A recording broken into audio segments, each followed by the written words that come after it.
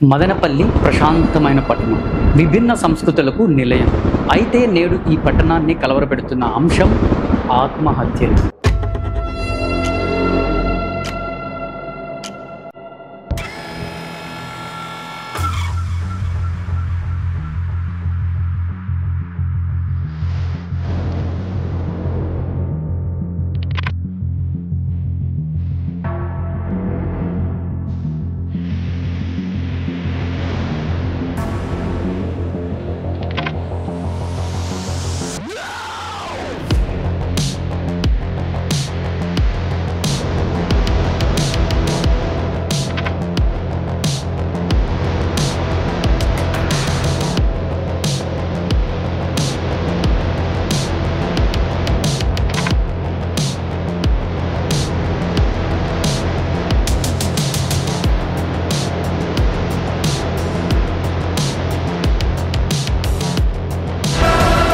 మదనపల్లె చుట్టూ కొండలతో నిండిన ప్రశాంతమైన పట్టణం.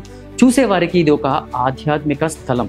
గాలిలో సువాసన, రోడ్లపై నిదానమైన జీవనం, విద్యార్థుల చప్పుడు, బజార్లో ఆ చిలిపి గోల అన్నీ కలిపి మదనపల్లెని ఒక శాంతి నగరంలా చూపిస్తాయి. కానీ ఆ ప్రశాంతత వెనుక దాగి ఉన్నది మనసు కదిలించే నిశ్శబ్దం. నిశ్శబ్దంగా జరుగుతున్న ఆత్మహత్యల వరుస. రోజుకు కనీసం 2 ప్రాణాలు ఈ పట్టణంలో ముగిస్తున్నాయి. ఇదే నిజం, ఇదే వాస్తవం. ఎవరూ మాట్లాడని ఒక మౌన వేదన ఇప్పుడు మదనపల్లిని చుట్టుముట్టేసింది. ఒకప్పుడు ఎడ్యుకేషన్ హబ్గా పేరు పొందిన ఈ పట్టణం ఇప్పుడు ఆత్మహత్యల నగరంగా మారిపోతుంది. ఒక పక్క భక్తి, చదువు, ఉద్యోగాల కోసం పాకులాడే ప్రజలు, మరో పక్క బలహీనమైన మనసులు నిస్పృహతో ఆత్మహత్యల దారిలో అడిగేస్తున్నారు. సంవత్సరం, నెల, వారమనే తేడా లేకుండా ప్రతిరోజు ఎవరో ఒకరు మదనపల్లిలో ప్రాణాలు కోల్పోతున్నారు. ఎవరికి తెలుసు, ఆ మనిషి నిన్ను పక్కింట్లో చూసి ఉండవచ్చు, బజార్లో ఎదురే ఉండవచ్చు, ఒకప్పుడు నీతో నవ్వినవాడే కావచ్చు. ఇప్పుడు మాత్రం ఆ మనిషి లేడు. సో మదనపల్లి లాంటి పట్టణం ఇలా ఎందుకు మారింది? ఏం జరిగింది ఈ ఊరికి? ఏం జరుగుతుంది ఇక్కడ మనిషి మనసుల్లో? ఈ ప్రశ్నలకు సమాధానం వెతుక్కుంటే అది ఒక్క రోజులో ఆవిర్భవించిన సమస్య కాదు. ఇది సంవత్సరాలుగా మనం చూడని, మనం వినని, కానీ నెమ్మదిగా పెరిగిన మానసిక ఒత్తిడి యొక్క ఫలితం. ఇక్కడ వీధుల్లో నడుస్తున్నప్పుడు ఒకవైపు విద్యార్థుల హాస్టళ్లు కనిపిస్తాయి, మరోవైపు రెంటు ఇళ్లలో కూర్చొని మౌనంగా ఉన్న కుటుంబాలు కనబడతాయి. కానీ ఆ మౌనం ఏదో చెబుతుంది. ఇది చదువులకు కేంద్రమైనప్పటికీ జీవితానికి ఒత్తిడి కేంద్రంగా అయితే మారిపోయింది. సో ఎవరైనా చెబుతారు మదనపల్లిలో జీవితం సాఫీగా సాగుతుందని. కానీ ఆ సాఫీ లైఫ్ వెనుక ఉన్నది దాచిన కష్టాలు, ఒత్తిళ్లు, మనోనిబ్బరాలు. ప్రతి ఇంట్లో ఒక కథ ఉంటుంది. కొందరిది సక్సెస్ కథ, మరికొందరిది మౌన బాధ. విద్యార్థులు తమ మార్కుల కోసం ఆత్మహత్య చేసుకుంటున్నారు. తల్లిదండ్రులు ఒత్తిడి తీస్తున్నారు. భార్యాభర్తలు చిన్న చిన్న తగాదాలతో జీవితాన్ని ముగిస్తున్నారు. రైతులు అప్పుల వల్ల కుంగిపోతున్నారు. యువత ఆన్లైన్లో బెట్టింగ్లో బలి అవుతున్నారు. ఇది ఒక మనిషి సమస్యలా కనిపించినా నిజానికి ఇది ఒక సామాజిక వ్యాధి. ప్రతి ఒక్కరూ తమ బాధను దాచుకుంటూ ఉన్నారు. మాట్లాడడానికి ఎవరూ లేరు, వినటానికి ఎవరూ లేరు. మదనపల్లిలో రోడ్డు మీద నడుస్తూ వెళితే ఒకసారి గమనించండి, ఎంతమంది మౌనంగా ఉన్నారు, ఎంతమంది తలదించి నడుస్తున్నారు, ఎంతమంది కళ్ళల్లో ప్రశ్నలున్నాయో. ఆ ప్రశ్నలకు సమాధానం ఎవ్వరూ ఇవ్వడం లేదు. 2025 నాటికి ఈ పట్టణంలో రాష్ట్రంలోని అత్యధిక ఆత్మహత్యలు నమోదవుతున్న ప్రాంతంగా మారిపోయింది. ప్రతి కుటుంబంలో ఎవరో ఒకరు కోల్పోయినట్లు కనిపిస్తున్నారు. కానీ ఈ విషయం గురించి ఎవరు పెద్దగా మాట్లాడరు. ఎందుకంటే ఇది మన ఇంటి అవమానం అనే భావన ప్రజల్లో బలంగా కుషించిపోయింది. మదనపల్లి ఈ పేరు ఒకప్పుడు ఆశకు చిహ్నం. ఇప్పుడు అదే పేరు విన్నప్పుడు భయం కలుగుతుంది. ఎందుకంటే ప్రతిరోజు ఎవరో ఒకరు చివరి నిర్ణయం తీసుకుంటున్నారు. ప్రశాంతమైన ఈ పట్టణం ఇప్పుడు మౌన కేకలతో నిండిపోయింది.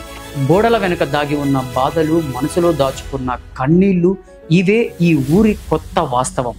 ఈ నిజం కేవలం ఒక పట్టణం గురించి కాదు, ఇది మన సమాజం గురించి. మనమే ఈ వాతావరణాన్ని సృష్టించాం. ఇప్పుడు అది మనల్ని తినేస్తుంది. ముఖ్యంగా చెప్పాలంటే మనం మదనపల్లిను రక్షించాలంటే మొదట మీ మౌనాన్ని విరగగలగాలి. మన పిల్లలతో మాట్లాడాలి, మన స్నేహితుల మాట వినాలి, మన సహచరులను అర్థం చేసుకోవాలి. ఎందుకంటే ఒక్క మాటతో ఒక ప్రాణం కాపాడవచ్చు. మదనపల్లె ఇప్పుడు హెచ్చరిక. ఇది నేటి యువత, కుటుంబాలు, సమాజానికి అర్థం చూపిస్తుంది. మాట వినకపోతే మౌనం చంపుతుందని. ఇక ముఖ్యంగా చూసుకున్నట్లయితే మన మదనపల్లిలో ప్రతి వీధిలోనూ ఒక ఇల్లు ఉంటుంది. ప్రతి ఇంట్లోనూ ఒక మనిషి మౌనంగా తన బాధను దాచుకుంటాడు. ఆ మౌనం ఎప్పుడు బాంబులా పేలుతుందో ఎవరికీ తెలియదు. ఇప్పుడు చెప్పబోయే ఈ పట్టణంలో కొన్ని నిజమైన కథలు వినండి. వాటిలో ప్రతి ఒక్కటి జ్ఞాపకం కాదు, ఒక హెచ్చరిక. ఆ రోజు రాత్రి సుమారు 9 గంటల సమయం. మదనపల్లిలోని ప్రశాంత్ నగర్లో ఒక ఇల్లు. రూమ్ లైట్ వెలిగింది, డోర్ మూసి ఉంది. అమ్మ కిచెన్లో, తండ్రి టీవీ చూస్తున్నాడు. తండ్రి గట్టిగా అంటాడు, ఇంటికి వచ్చినప్పటి నుంచి ఫోన్లోనే ఉంటున్నావు, ఎవరికి మాట్లాడడం లేదు, చదువుకోవడం లేదు అని అంటాడు. అంతే, అబ్బాయి ఒక్క మాట కూడా అనకుండా లోపలికి వెళ్ళి టబీమని డోర్ వేసుకుంటాడు. అక్కడ అమ్మ అనుకుంటుంది, మళ్ళీ రేపు సర్దుకుంటాడులే అని. కానీ రేపు ఉదయం తలుపు తట్టినప్పుడు ఆ తలుపు తెరవలేదు. తలుపు లోపల తాళం వేసి గోడకు వేలాడుతున్న తన కుమారుడిని తల్లిదండ్రులైతే చూశారు. బ్యాగ్లో ఒక చిన్న పేపర్ ఉంది. నేను ఎవరిని బాధ పెట్టాలని లేదు, క్షమించండి అమ్మా నాన్న అంటూ. ఆ ఒక్క వాక్యం ఇప్పుడు ఆ ఇంట్లో ప్రతిరోజు ప్రతిధ్వనిస్తుంది. చిన్న మందలింపే ఒక కుటుంబాన్ని తుడిచేసింది. ఇది మదనపల్లిలో జరిగే ప్రతి రెండో కేసు వెనుక ఉన్న ఒక సాధారణ కథ. మనం చిన్న విషయం అని తీసుకునేది ఎవరికో జీవితాంతం ముద్ర వేస్తుంది. ఇక ఇంకొక మూల అంటే సొసైటీ కాలనీలో ఒక చిన్న ఇల్లు. రాత్రి 11 గంటల సమయం. గది తలుపులు బయట ఒక సీసా ఉంది. అదే పురుగుల మందు సీసా. ఆ ఇంట్లో 2 పిల్లలు నిద్రలో ఉన్నారు. వారికి తెలియదు వారి తండ్రి ఇప్పుడే చివరి నిద్రలోకి వెళ్తున్నాడని. సో భార్య కొద్ది రోజుల క్రితం పుట్టింటికి వెళ్ళిపోయింది. కారణం, భర్త తాగుడు మానడం లేదని. అతడు ప్రతిరోజు ఆమె తిరిగి వస్తుందేమో అని ఎదురు చూశాడు, కానీ రాలేదు. ఆ రోజు రాత్రి తాగి వచ్చి బతిమాలుకున్నాడు, ఒక్కసారైనా రా ప్లీజ్, పిల్లల కోసమైనా రా అని బతిమాలాడుకున్నాడు. కానీ సమాధానం అక్కడి నుంచి రాలేదు. అతడు నోట్లో ఇలా రాశాడనమాట, ఇది నా తప్పే, కానీ నేను ఒంటరిగా బతకలేను. తర్వాత మరుసటి రోజు ఉదయం పిల్లలు నిద్రలేచినప్పుడు తండ్రి మాత్రం నిద్ర లేవలేదు. మదనపల్లిలో ఆ ఉదయం సైలెంట్ గా మొదలైంది, కానీ ఒక కుటుంబం మౌనంగా ముగిసిపోయింది. ఇంకొక విషయం ఏంటంటే, మదనపల్లి పక్కనే ఉన్న వేంపల్లిలో ఒక చిన్న రైతు భూమి 2 ఎకరాలు మాత్రమే ఉంది. ఆయన పేరు వెంకటప్ప. ఇప్పటి వరకు 3 సార్లు పంట వేశాడు, 3 సార్లు నష్టపోయాడు. వర్షం రాలేదు, బ్యాంక్ అప్పు తీర్చలేదు, రైతు సమూహం వడ్డీతో ఒత్తిడి వేసింది. సో రేపటికి చెల్లించకపోతే నీ భూమి మాదే అని బెదిరించారు. తన భార్య కిడ్నీ సమస్యతో బాధపడుతూ ఉంది. కొడుకు చదువుల కోసం ఫీజు కావాలి. వెంకటప్ప ఏమీ మాట్లాడడం లేదు, మౌనంగా పొలం దారి పట్టాడు. సో ఉదయాన్నే పొలంలో ఆయన మృతదేహం కనిపించింది. పక్కనే ఉంది ఒక విషసీసా. అతడు వ్రాసిన చివరి లైన్ ఏంటంటే, భూమి మావాదని అనుకున్నా, కానీ మనిషి మానవత్వం కోల్పోయాడు అని చివరిగా రాశాడనమాట.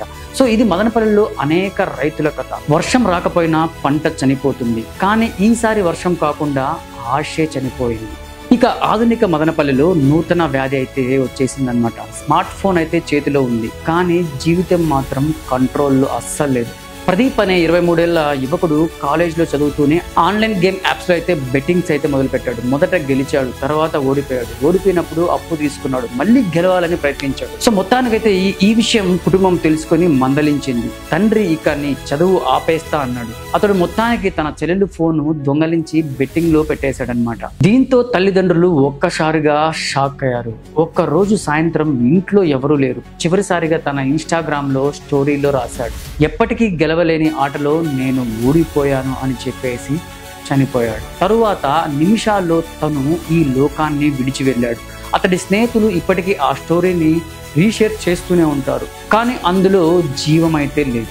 మదనపల్లిలో ఇటీవల జరిగిన పలు ఉదంతాలివి. సో ఇలా ఏదో ఒక కారణంతో ఆత్మహత్యలు చేసుకుంటున్న వారి సంఖ్య అయితే విపరీతంగా పెరిగిపోతుంది. రాష్ట్రంలో ఇలాంటి పరిస్థితులు మరి ఏ పట్టణంలోనూ లేవని విశ్లేషకులు కూడా చెబుతున్నారు. దీంతో ఎన్నో కుటుంబాలు అయిన వారిని పోగొట్టుకొని కుంగిపోతున్నారు. ఈ పట్టణంలో అంటే మన మదనపల్లి పట్టణంలో ఏటా 500కు పైగా బలవన్మరణాలకు పాల్పడుతున్నారు. సో వీటిలో పోలీసుల రికార్డులకు ఎక్కుతున్నవి 3వ వంతు మాత్రమే. అధికార సమాచార ప్రకారం అయితే 4.5 ఏళ్ల వ్యవధిలో 746 మంది వివిధ కారణాల చేత ఆత్మహత్యలకు పాల్పడ్డారు. మరో విషయం ఏంటంటే, ఇక్కడ బలవన్మరణాలకు ప్రయత్నించిన వారు ఆసుపత్రిలో చికిత్స పొందుతూ చనిపోయినా అవి పోలీసుల రికార్డులో ఎక్కడం లేదు. ఇవి కాకుండా పోలీసులకు తెలియకుండా జరుగుతున్నది మరెన్నో. కుటుంబానికి అవమానంగా భావించి ఎవరికీ తెలియకుండా అంత్యక్రియలు కానిచేస్తున్న ఘటనలు ఇంకెన్నో. సో వ్యక్తిగత కారణాల వల్ల ఆత్మహత్యకు పాల్పడ్డారని కేసు అవసరం లేదని పోలీసులను బతిమాలుకుని బయటకు రాకుండా చూసుకుంటున్నారు ఇలాంటి కేసులు. సో సక్రమంగా చదవడం లేదని, ఇంట్లో పనులు చేయడం లేదని మందలిస్తే విద్యార్థులు, అప్పుల బాధతో రైతులు, చేనేత కార్మికులు, భర్త తిట్టాడని భార్య ఇంకొకరితో అక్రమ సంబంధం ఉందని భర్త, ఆన్లైన్లో బెట్టింగ్లకు అలవాటు పడి అప్పులు తీర్చలేక యువత, ఇలా వ్యక్తిగత సమస్యలతో పాటు రెవెన్యూ అధికారులు తమ భూములను సక్రమంగా సర్వే చేసి అప్పగించకుండా వేధించడం, అప్పుల వాళ్ళ వేధింపులు, పంట నష్టాలు వంటి సమస్యలతో మరికొందరు బలవన్మరణానికైతే పాల్పడుతున్నట్లు విశ్లేషకులలో తేలింది. సో రాష్ట్రంలో అత్యధికంగా బలవన్మరణాలు జరుగుతున్న పట్టణాల్లో మదనపల్లి ముందుందని మానసిక వైద్యులు కూడా చెబుతున్నారు. సో జాతీయ రాష్ట్ర సగటు కంటే అధికంగా మదనపల్లిలో ఆత్మహత్యలు జరుగుతున్నాయని కూడా అంటున్నారు. ఇక్కడ జాతీయ సగటు 13.3%, రాష్ట్ర సగటు 14.5% ఉండగా అంతకు 3 రెట్లు అంటే 37.5% అనేది మదనపల్లిలో ఆత్మహత్యలు నమోదవుతున్నట్లు అంచనా. ముఖ్యంగా 2025 సంవత్సరంలో ఇప్పటి వరకు అంటే ఈ 10 నెలల వ్యవధిలో ప్రభుత్వం ఆసుపత్రిలో నమోదైన ఆత్మహత్య కేసు వివరాలు చూసుకున్నట్లయితే జనవరి 56 మంది, ఫిబ్రవరి 52 మంది, మార్చ్ 79 మంది, ఏప్రిల్ 76 మంది, మే 63 మంది, జూన్ 55 మంది, జూలై 63 మంది, ఆగస్ట్ 55 మంది, సెప్టెంబర్ 53 మంది. అంటే ప్రతి నెల సగటు 60 మంది వరకు ప్రాణాలు కోల్పోతున్నారు. అంటే అది ప్రతి 5 రోజులకు ఒకసారి ఎవరో ఒకరు ఆత్మహత్య చేసుకుంటున్నారు. ఒక ఊరి గణాంకం అని కూడా నమ్మడం కష్టం. మదనపల్లి టౌన్ పోలీస్ రికార్డులు చెబుతున్నాయి గత 4.5 సంవత్సరాల్లో 746 ఆత్మహత్య కేసులు నమోదయ్యాయని. కానీ ఈ సంఖ్య కూడా పూర్తిగా నిజమైతే కాదు. ఎందుకంటే మదనపల్లిలో ఒక భయంకరమైన వాస్తవం ఉంది. పోలీసులకు చెప్పకుండా అంత్యక్రియలు చేసే కుటుంబాలు వందల్లో ఉన్నాయి. ఎందుకంటే వారికి అవమానం అనే భయం ఉంది. మన ఇంట్లో ఎవరో ఆత్మహత్య చేసుకున్నారని తెలిస్తే సమాజం ఎగతాళి చేస్తుంది అనే భయం. అందుకే వాళ్ళు కేసు రాయించరు. పోలీసులు కూడా ఆ ఇంటి పరిస్థితిని చూసి మౌనంగా ఉండిపోతారు. ఇక పోలీస్ అధికారుల మాటలో చూసుకున్నట్లయితే మేము రిపోర్ట్ చేస్తాం, కానీ ఈ సమస్య రిపోర్ట్లతో పరిష్కారం అసలు కాదు అని చెప్తారు. ఇది మాట కాదు, మదనపల్లె పోలీసుల అసహాయం. సో వాళ్ళ చేతిలో చట్టం ఉంది కానీ మనసు మార్చే శక్తి మాత్రం లేదు. సో కొంతమంది మానసిక వైద్యులు చెప్తున్నారు మదనపల్లిలో ఒత్తిడి కారణంగా మరణాలు మిగతా పట్టణాల కంటే ఎక్కువగా ఉన్నాయని. సో కారణం కుటుంబ ఒత్తిడి, చదువు ఒత్తిడి, ఆర్థిక ఇబ్బందులు, సామాజిక అవమానాలు. ఇక ఇంకొక మానసిక వైద్యురాలు చెప్తుంది ఇక్కడ మనుషులు మాట్లాడడం మర్చిపోయారు అని.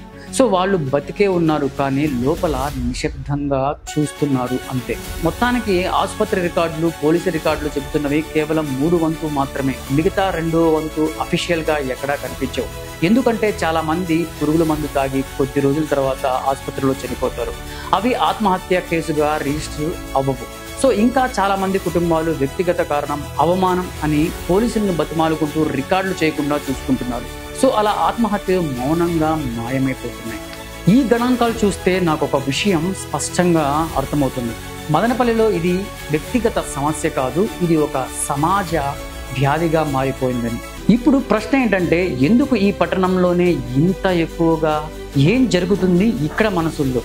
సో ఇదే తెలుసుకోవడానికి ఇప్పుడు మనం వెళ్ళాలి. మానసిక ఒత్తిళ్లు, సామాజిక ఒత్తిళ్లు, కుటుంబ కారణాల వైపు. అదే ఈ కథలోని తర్వాత భాగం. ఇక్కడ ఆత్మహత్యలు కేవలం మరణాలు కాదు, అవి ప్రతి మనిషిలో నడుస్తున్న యుద్ధానికి చివరి దశ అని చెప్పుకోవచ్చు. ప్రతి మనిషి బయట నవ్వుతున్నాడు కానీ లోపల కుమిలి ఏడుస్తున్నాడు. ఆ ఏడుపు మనం చూడం, వినం. ఎందుకంటే మనం బయట రూపాన్నే చూసేవాళ్ళం. కానీ ఈ పట్టణంలో చాలా మందికి ఆ లోపం నిశ్శబ్దంగా మౌన కేకగా మారిపోయింది. సో మానసిక ఒత్తిడి అంటే అది జలుబు లాంటి చిన్న వ్యాధి కాదు, కానీ బయటకు కనిపించని పెద్ద మృగం అని చెప్పుకోవచ్చు.